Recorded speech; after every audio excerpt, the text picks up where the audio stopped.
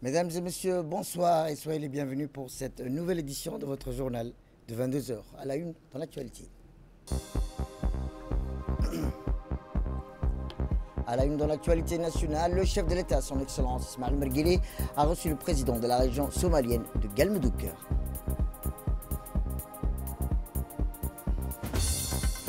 Et enfin, dans l'actualité internationale, famine déclarée et la flottille mondiale de Soumoud défie le blocus israélien. C'était le titre. Merci si vous nous rejoignez. À la une, je vous le disais, le président de la République, son Excellence Ismaël Mergueli, a reçu aujourd'hui au Palais de la République le président de la région somalienne de Galmudug, Ahmed Abdi Kariye, à la tête d'une délégation de haut niveau de son administration qui effectue une visite de travail à Djibouti. Cette audience a permis d'aborder les évolutions récentes en Somalie, notamment dans la région de Galmudug, ainsi que les efforts en cours pour renforcer la paix, la stabilité et la réconciliation entre les différentes composantes de la société somalienne. L'audience entre le président de la République et M. Kariye a servi de cadre à l'évocation des derniers développements survenus en Somalie et dans la région de Galmudug. La paix et la stabilité, la portée des efforts entrepris en vue de la réconciliation entre toutes les composantes, mais aussi l'appui complémentaire que la République de Djibouti est à même d'apporter à cette nation sœur, entre autres, étaient les thématiques abordées au cours de cette rencontre. Au cours de son audience, le président de la région somalienne de Galmudug était, entre autres, accompagné de plusieurs ministres, son administration, notamment le ministre de l'Intérieur, Abdi Jama, et ministre délégué à la présidence de la région de Galmudug, Mohamed Farah, ainsi que plusieurs membres du Parlement comme Abdi Ahmed, Abdi Salam Haji, Youssouf Gueye Ogas. Côté djiboutien, c'est le ministre des Affaires étrangères, Abdelkader Hussein Omar, et le ministre de l'Intérieur, Saïd Nour Hassan, ainsi que l'ambassadeur de la République de Djibouti auprès de la République fédérale de Somalie, son Excellence M. Mohamed Ibrahim Youssouf, qui ont pris part à cette audience. Eh bien, dans ce cadre, sa visite officielle à Djibouti, son Excellence M. Ahmed Abdi Kariye, président de la région somalienne de Galmudug, a effectué une visite de l'infrastructure de pointe de Merjoug Industrial Park.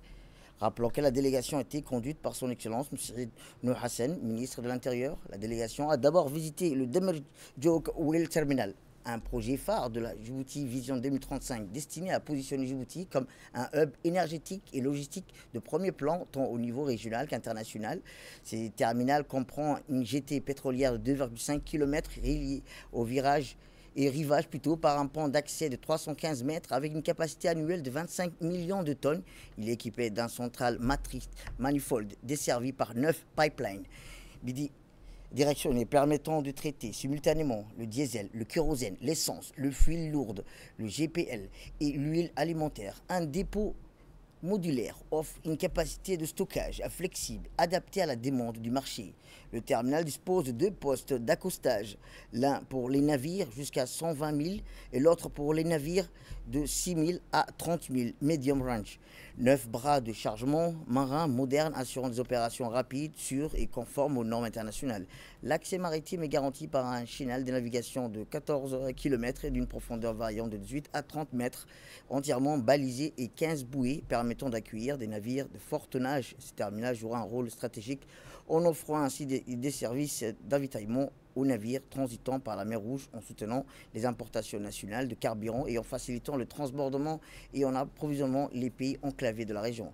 La délégation a ensuite visité le showroom du Demerjoug Industrial Park où les opérations du Djibouti Demerjoug Industrial Park ont été présentées. Ces projets de zones franches industrielles se concentrent sur des secteurs stratégiques tels que l'industrie lourde, le pétrole et le gaz.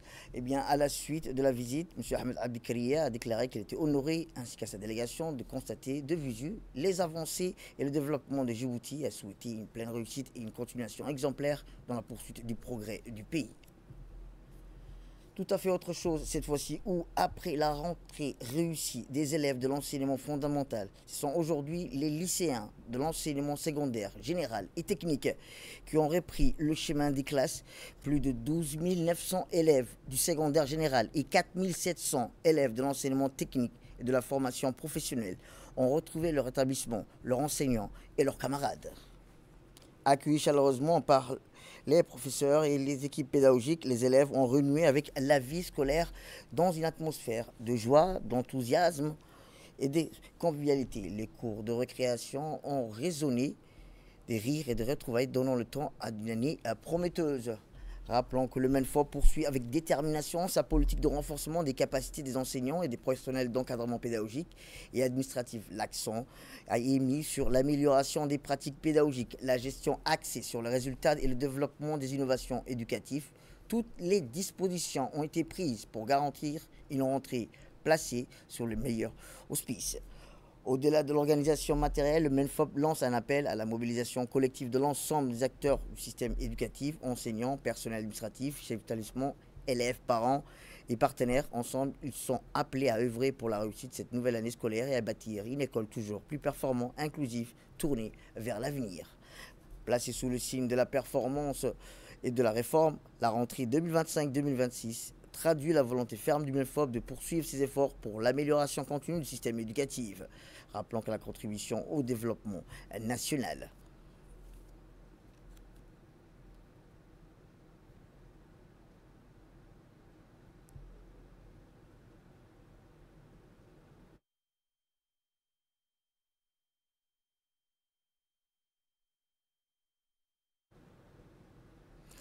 Eh bien, après la reprise des cours pour les élèves de l'enseignement fondamental, qui sont aujourd'hui les lycéens qui ont retrouvé les chemins des classes, à cette occasion, le ministre de l'Éducation nationale et de la formation professionnelle, M. Moustapha Mohamed Mahmoud, a conduit une importante délégation de son département pour s'assurer du bon déroulement de cette rentrée scolaire.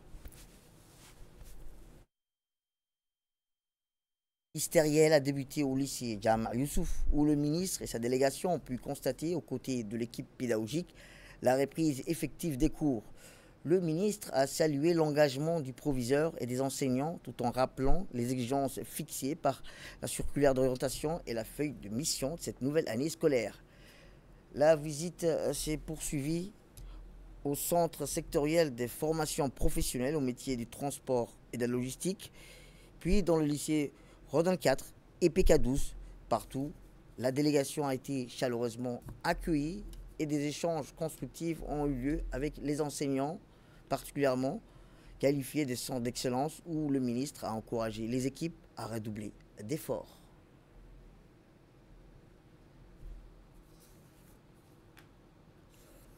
Rappelons qu'au-delà de l'organisation matérielle, le MENFOP lance un appel à la mobilisation collective de l'ensemble des acteurs du système éducatif, enseignants, personnel administratif, chefs d'établissement et élèves, parents, partenaires. Ensemble, ils sont appelés à œuvrer pour la réussite de cette nouvelle année scolaire, à bâtir une école toujours plus performante, inclusive, tournée vers l'avenir.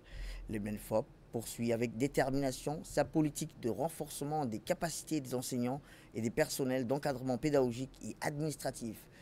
Rappelons que l'accent est mis sur l'amélioration des pratiques pédagogiques, la gestion axée sur les résultats et le développement des innovations éducatives.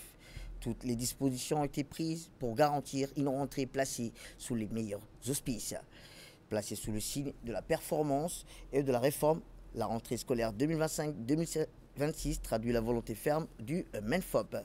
Eh bien, dans une interview, le directeur général de l'administration du MENFOP a indiqué que le ministre de l'Éducation nationale de la formation professionnelle était accompagné des délégations importantes pour visiter les établissements, observer le déroulement de la rentrée scolaire 2025-2026. Globalement, cette rentrée s'est bien passée.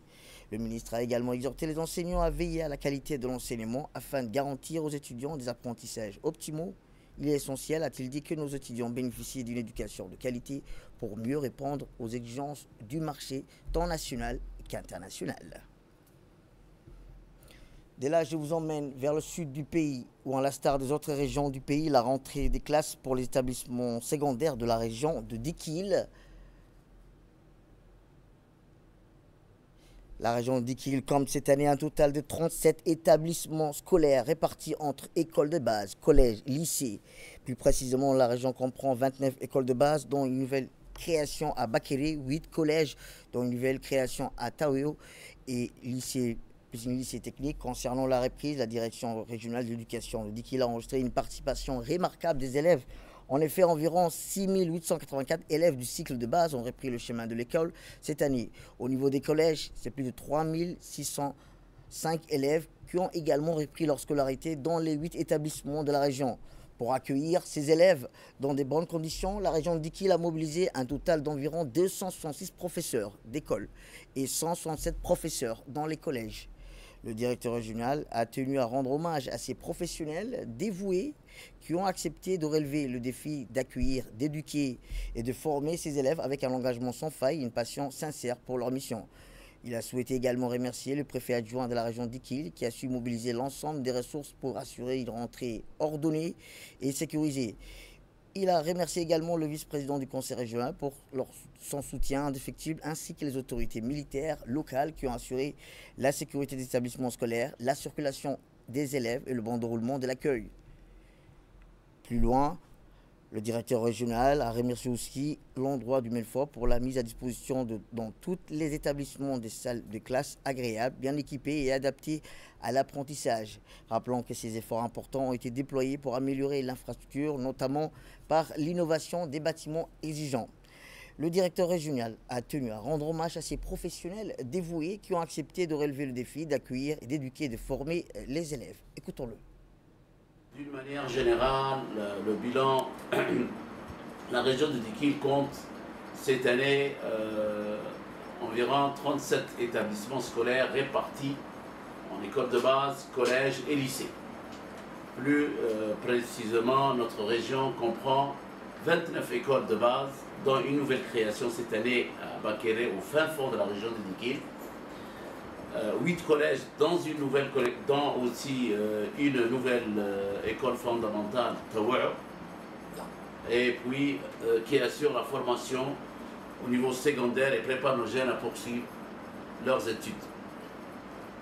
Au niveau de l'effectif, environ 6 884 élèves du cycle de base ont repris le chemin de l'école, ce qui témoigne de la confiance renouvelée des familles en notre système éducatif. Environ 3 605 élèves également du collège, l'enseignement moyen, ont repris leur scolarité dans les 8 établissements répartis dans la région de Dikil. Au niveau du collège, 3 605 élèves, j'ai bien dit, ont repris.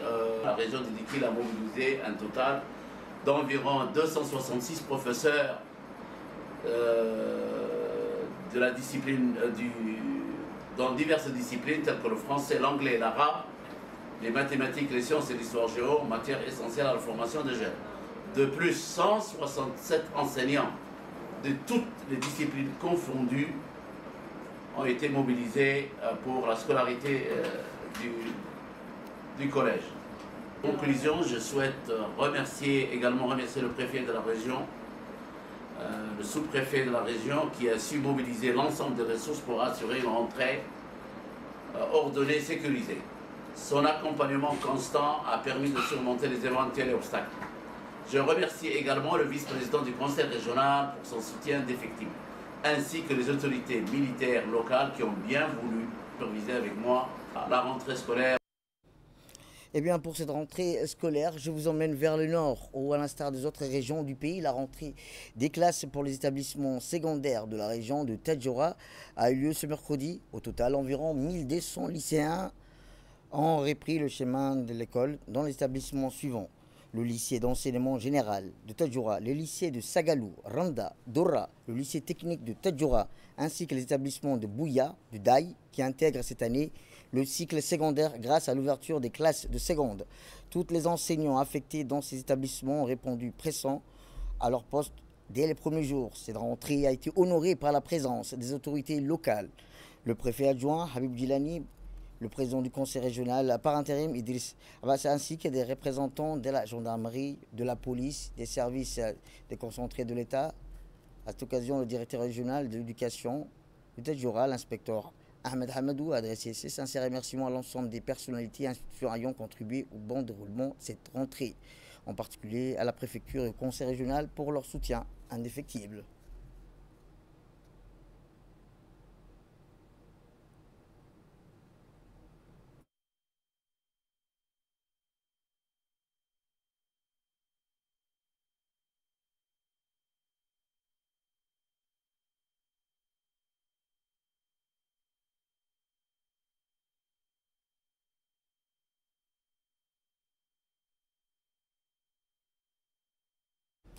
Eh bien, écoutons les autorités locales et l'inspecteur de la région de Tadjoura.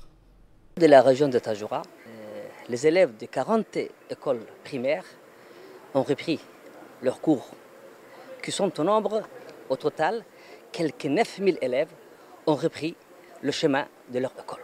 Au niveau des conditions d'accueil, les établissements ont été bien préparés au préalable par leur directeur. Et tous les enseignants sont à leur poste. Et les enfants ont repris dans de bonnes conditions. Cette rentrée scolaire est très importante pour les élèves, pour les enseignants et pour la communauté éducative. Donc, cette année, beaucoup de défis et des opportunités à relever. Je suis convaincu que les enseignants, les parents d'élèves et nous, les responsables, en tant qu'on va accompagner nos élèves pour mieux réussir cette année scolaire. Je souhaite au directeur régional, aux enseignants, aux équipes pédagogiques, que cette belle rentrée scolaire soit réussie. Du nord, on repasse vers le sud pour cette rentrée scolaire où, à l'instar de l'ensemble du reste du pays, la rentrée scolaire 2025-2026 a eu lieu mardi matin pour les établissements d'enseignement fondamental dans cette région du sud-est du pays. Tôt le matin, des centaines des élèves habillés avec des vêtements neufs et accompagnés par leurs mères, surtout parmi eux ceux en bas âge, étaient massés devant les établissements scolaires de base et les collèges d'enseignement moyen. Ce grand retour sur les flancs et sur les bancs des écoles, avec un air de fête, a débuté sur le signe de l'appel à un engagement de toutes les parties prenantes, enseignants, parents, chefs d'établissement, inspecteurs, conseillers pédagogiques, concepteurs, formateurs, personnel de vie scolaire, documentalistes, personnel administratif, partenaires sociaux, techniques et financiers, afin de relever les défis majeurs de notre système éducatif.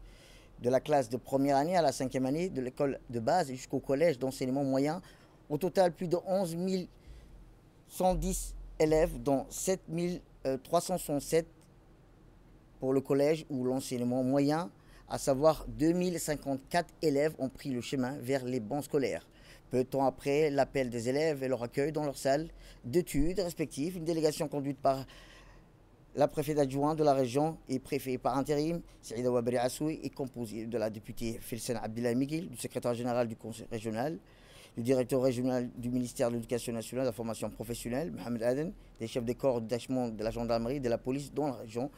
Les conseils pédagogiques ont fait immersion dans les écoles de base de l'Issabié, l'école bilingue, les collèges, l'enseignement moyen, pour constater de visu le bon déroulement de cette rentrée scolaire. Notons à la fin la présence de 3 nouveaux chefs de service récemment nommés au sein des inspections régionales dans le cadre du nouvel organigramme institué pour la direction de celle-ci. Il s'agit là d'un chef de service pédagogique, d'un deuxième chef de service administratif et de la maintenance et d'un troisième chargé de la scolarisation.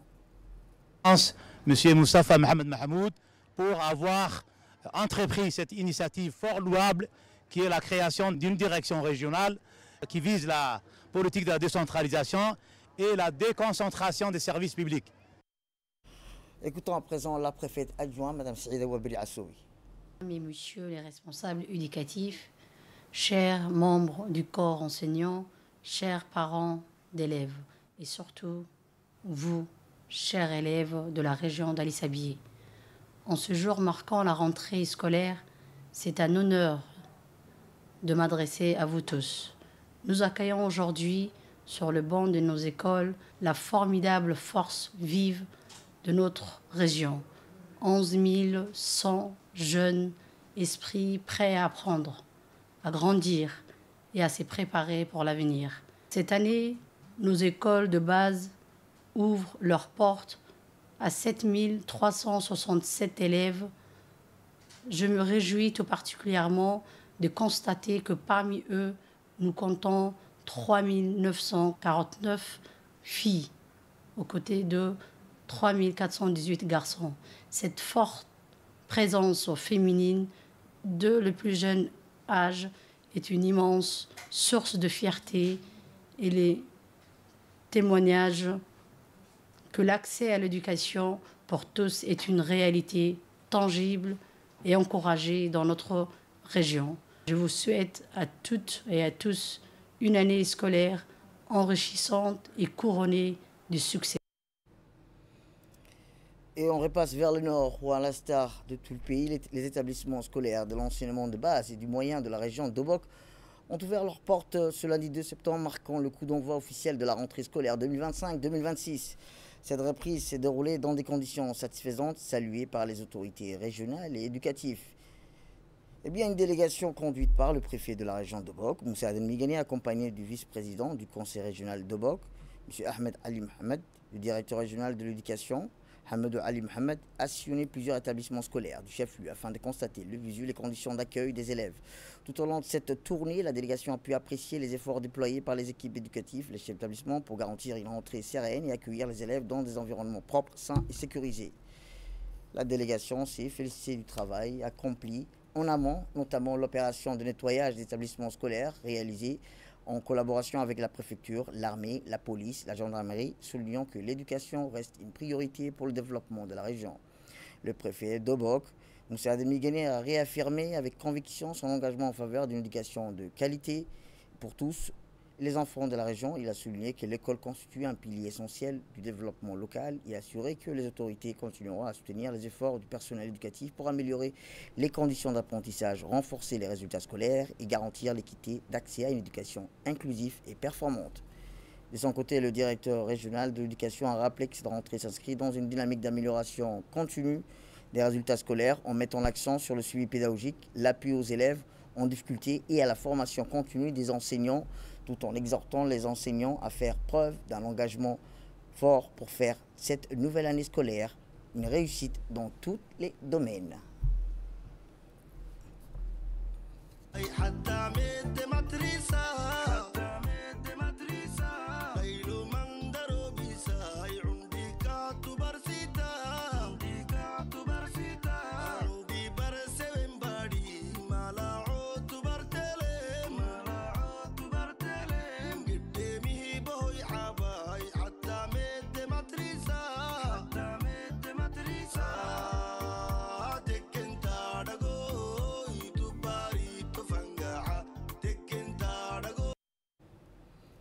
Et enfin, Arta, ou à l'instar des autres régions de la capitale, qui a eu lieu dans la région d'Arta, la rentrée scolaire 2025-2026 ont repris dans une ambiance bon enfant le chemin de l'école. Plus de 4758 élèves dans l'enseignement de base, dont 2487 filles, soit un taux de 53%, et plus de 2209 élèves dans l'enseignement moyen, dont plus de 1050 filles, soit un taux de 48%. Une délégation composée du préfet premier adjoint du préfet de la région, Mohamed Afouzi Ahmed Assoué, du représentant du conseil régional d'Arta, Mohamed Ali Dri, du directeur régional d'Arta, Hassan Ali Haddi, des responsables civils et militaires et coutumiers ont constaté le bon déroulement de la rentrée scolaire dans la région d'Arta. La délégation s'est félicitée complètement, notamment ont souligné que l'école constitue un pilier essentiel du développement local et ont assuré que les autorités continueront à soutenir les efforts du personnel éducatif pour améliorer les conditions d'apprentissage, ainsi renforcer les résultats scolaires et garantir l'équité d'accès à une éducation inclusive et performante.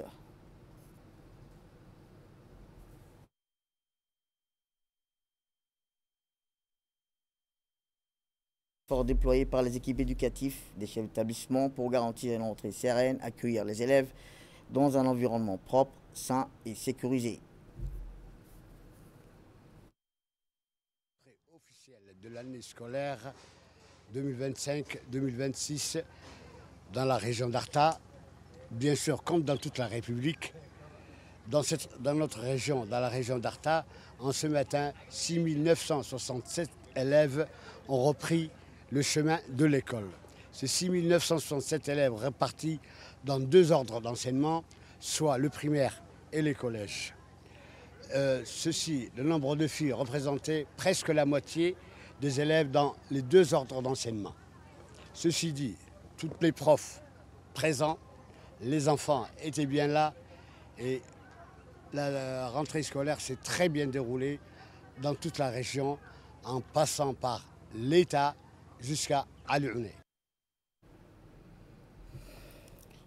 Eh bien, les musulmans du monde entier commémoreront l'anniversaire de la naissance du prophète Mohammed, que la paix et les bénédictions de Dieu soient sur lui, qui coïncide demain, le 4 septembre, en ce jour sacré, une occasion qui porte des significations spirituelles profondes et historiques. Ce jour est pour les musulmans un moment propice pour méditer sur la vie du prophète et se rappeler ses nobles valeurs, ses vertus exemplaires et le message de miséricorde qu'il a apporté à l'humanité. Ces célébrations de cette occasion incluent la prière, l'adoration dans les mosquées où les musulmans se rassemblent pour réciter le Coran, invoquer des prières sur le prophète et prononcer des dhikrs. Rappelons que des manifestations festives sont également organisées dans divers quartiers et communautés où les rues sont décorées de lumière et de douceur traditionnelles, sont distribuées, créant ainsi une atmosphère de joie et de célébration. En République de Djibouti, la commémoration du Mawlid Nabi est marquée par des festivités particulières qui témoignent de l'attachement profond du peuple djiboutien à l'islam. Les célébrations débutent ce jour sacré par un grand nombre de prières sur le prophète dans les mosquées ou dans les conférences religieuses. Et enfin, la police nationale a débuté hier soir une vaste opération de coups de poing de contrôle routier dans toute la capitale, mais aussi dans la commune de Balbala. En effet, il a été constaté que certains automobilistes ne respectaient pas le code de la route et recouvrent leurs véhicules de films teintés, de rideaux ou d'autocollants sur leurs vitres. Pour rappel, selon l'article 3.1 du code de la route, il est strictement interdit de réduire le champ de vision des voitures. L'interdiction de l'usage des vitres teintées est clairement stipulée par la loi et les réglementations routières en vigueur dans notre pays. La police nationale effectuera désormais des contrôles réguliers pour s'assurer du respect de cette mesure. Rappelons que l'interdiction des vitres teintées est nécessaire pour renforcer la sécurité routière et maintenir l'ordre public en rendant les routes plus sûres et en facilitant le travail des éléments de la brigade de la circulation routière. Cette mesure contribue à réduire drastiquement les accidents de la route. Il est crucial que les citoyens respectent cette réglementation au risque de voir leur voiture immobilisée. Et c'est dans ce sens que la police nationale rappelle encore une fois que tout contrevenant s'expose à de lourdes amendes et que cette mesure s'applique également à toutes les forces de défense et de sécurité de notre pays. Le strict respect du code de la route vise à renforcer la sécurité routière et à la sécurité publique.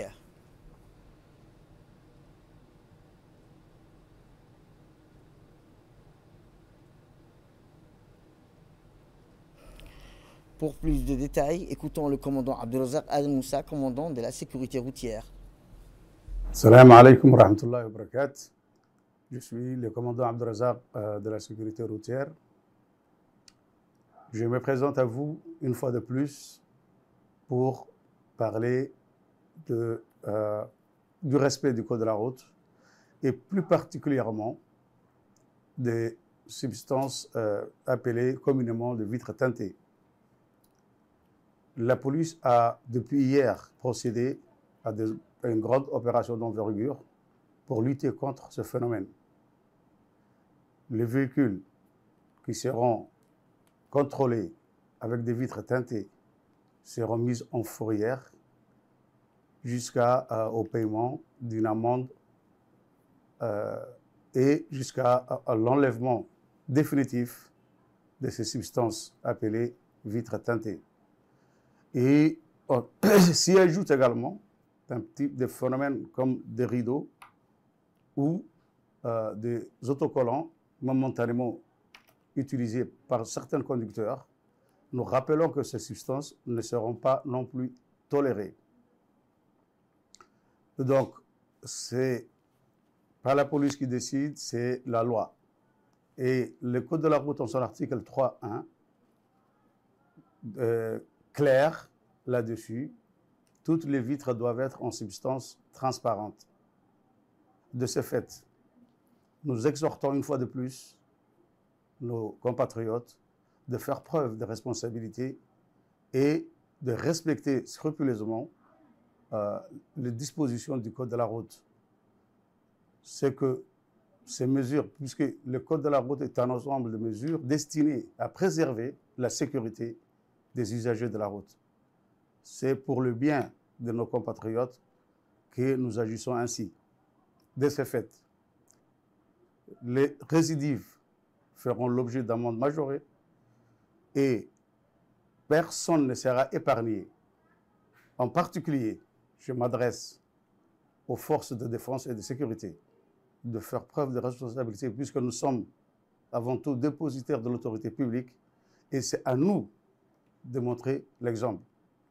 J'espère que ce message a été clair et que de tels agissements prendront fin dorénavant. Je vous remercie. L'autorité de l'aviation civile de Djibouti, en collaboration avec le marché commun de l'Afrique orientale et australe, a organisé un atelier de validation du modèle d'accord bilatéral sur les services aériens conforme à la décision de Yamoussoukro. L'événement s'est tenu du 2 au 4 septembre au Sheraton Hotel de Djibouti. Cet atelier réunit des experts nationaux, régionaux, internationaux du secteur de l'aviation civile afin d'examiner et de valider un modèle harmonisé d'accord bilatéral sur le service aérien. Ce modèle vise à faciliter les négociations entre les États membres du COMESA, promouvoir la connectivité aérienne régionale et internationale, renforcer l'intégration économique en Afrique. Eh bien, au cours des 3 jours des travaux, les participants ont pu échanger sur les meilleures pratiques en matière de réglementation aérienne, en assurant la conformité des textes avec les normes internationales de l'OCAI, l'Organisation de l'aviation civile internationale, et les principes de la décision de Yamoussoukro, poser les mécanismes de coopération entre les États ainsi que des enjeux liés à la libéralisation du transport aérien. Les résultats tant attendus de cet atelier serviront de référence pour la signature et la mise en œuvre d'accords bilatéraux plus cohérents, plus adaptés aux besoins des pays membres. Rappelons que la validation de ce modèle d'accord représente une avancée significative dans la relation aéronautique des pays africains. Pour exprimer mes profondes gratitudes au secrétaire général du COMESA, pour les efforts inlassables qu'il déploie pour le développement de l'intégration régionale d'une manière générale et en particulier au secteur du transport aérien. Je tiens également à remercier l'Union européenne, partenaire technique et financier, pour ses précieux appuis. Dans son discours d'ouverture, le directeur général de l'autorité de l'aviation civile, M. Daoud Ali Abdou, a souligné l'importance de la validation de cet accord bilatéral qui témoigne d'une volonté commune afin de renforcer la coopération pour une modernisation des systèmes de transport aérien. Votre présence ici témoigne de votre engagement commun à faire progresser un secteur aussi stratégique que celui du transport aérien. Le transport aérien est aujourd'hui plus que jamais un moteur essentiel de développement économique, social et culturel. Il relie les peuples, facilite le commerce, stimule le tourisme et contribue à la réalisation des objectifs de développement durable, notamment ceux liés à la croissance économique, à l'innovation et aux infrastructures. Cependant, malgré sa croissance soutenue et sa résilience, le secteur aérien en Afrique continue de se heurter à des barrières réglementaires et institutionnelles qui limitent son plein potentiel. C'est précisément pour lever ces obstacles que nos États se sont engagés depuis 1999 avec l'adoption de la décision de Yamoussoukro à ouvrir progressivement leur marché et à renforcer la connectivité intra-africaine. Le lancement du marché unique de transport aérien, SATEM, en 2018 constitue une étape historique vers cette vision. Mais pour la concrétiser, il est impératif que nos accords bilatéraux de services aériens soient harmonisés et conformes aux décisions de Yamoussoukro. C'est dans ce contexte que se tient notre atelier. Pendant ces 3 jours, nous aurons pour mission d'examiner en profondeur le projet du modèle BASA, d'identifier ensemble les défis persistants qui entravent sa mise en œuvre et de rechercher un consensus sur les mécanismes les plus adaptés pour accélérer la libéralisation de nos services aériens dans le respect des normes de sûreté, de sécurité, de concurrence loyale. Cet exercice collectif est essentiel pour garantir que nos États disposent d'un cadre cohérent, moderne et compétitif, capable de soutenir l'essor du transport aérien africain et d'offrir aux citoyens des services accessibles, sûrs et de qualité. L'Afrique de l'Est a célébré ses 25 ans d'anniversaire de sa communauté régionale. La ville d'Arusha a accueilli le 1er septembre dernier les célébrations marquant le 25e anniversaire de la communauté d'Afrique de l'Est, rappelant qu'en présence des chefs d'État et de gouvernement. Et toujours dans l'actualité régionale, Sid Ould Ghazaoui a été élu. Sid Ould Taha, économiste, diplomate mauritanien, officiellement pris ses fonctions à la tête de la Banque africaine de développement lundi à Abidjan, succédant au Nigérien Akufo-Addo Adesina. La cérémonie s'est déroulée dans l'atmosphère ainsi que de nombreuses personnalités diplomatiques et représentants d'institutions financières régionales et internationales. Rappelons que cette distinction vient à un moment opportun pour Sid Ould Taha. Le Mauritanien Sid Ould Taha prend les rênes de la Banque africaine de développement, porteur d'espoir pour une nouvelle ère économique. Et dans l'actualité internationale, la situation humanitaire à Gaza s'aggrave de manière alarmante. Les Nations Unies ont officiellement déclaré une famine dans la région, affectant plus de 500 000 personnes avec des conditions nutritionnelles dépassant le seuil critique. Cette crise est exacerbée par les blocus israéliens, les frappes aériennes et les restrictions d'aide humanitaire des enfants, notamment dans les camps de réfugiés de Charty, souffrant de malnutrition sévère, certains n'ayant pas reçu de nourriture ou de farine depuis plus de 2 mois. C'est tout pour cette édition. Merci à vous de nous avoir suivis. Restez avec nous pour la suite de nos programmes télévisés. Le programme continue sur Télé Djibouti.